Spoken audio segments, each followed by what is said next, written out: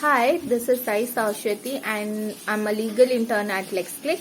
So today I'm going to discuss the case of Vikram Bakshi versus MC Donald Indian Private Limited.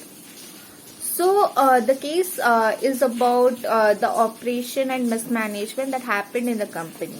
So the fact of the case is Vikram Bakshi and MC Donald's Indian Private Limited entered into a joint venture agreement in which they held 50% of the equity share at Connaught Plaza Restaurant Private Limited. From here we will call it as CPRPL. So CPRPL was appointed as a primary franchise for McDonald's for a period of 25 years and was given the right to manage all the McDonald's franchise in North India. The agreement specified that the board of directors would have 4 people in which each party can nominate 2 members. The board can appoint a managing director for a period of 2 years. The condition to be fulfilled as per the clause 7 of the Act, that the director should be a resident of National Capital Region and he should have at least 50% of the share of joint venture. The clause 32 of the agreement further stated that if Mr. Bakshi was not the MD of the company, then McDonald's would have the option to purchase his shares as per fair market value as determined and specified by the joint venture agreement.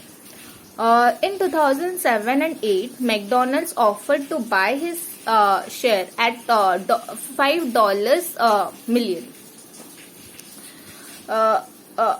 However, on the basis of fair market value, Mr. Bakshi demanded $100 million.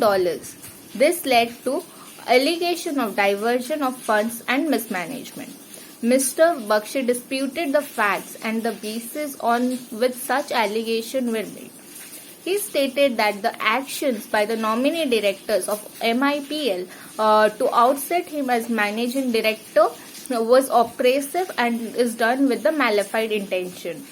Hence, Mr. Bakshi approached the Company Law Tribunal, which subsequently transferred the case to the NCLT. Mr. Bakshi's main argument was that there was a history prejudice to operation against the respondent. The respondent's main argument was that NCLT lacked jurisdiction in the present case, as it is a private contract. The respondent also further argued that MIPL had the right to block such reappointment.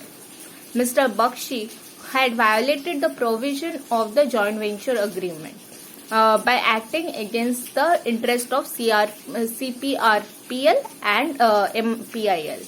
The further mentioned that private contract provides for the arbitration as the means of dispute settlement. NCLT gave its verdict. It just said that yes, it had the jurisdiction as the present case is a joint venture agreement and it was incorporated according to the article of association of the company. Therefore, it has the jurisdiction.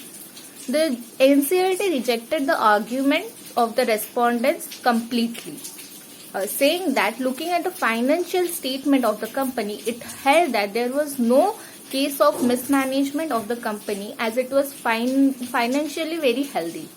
It also found that there was no case of diversion of funds.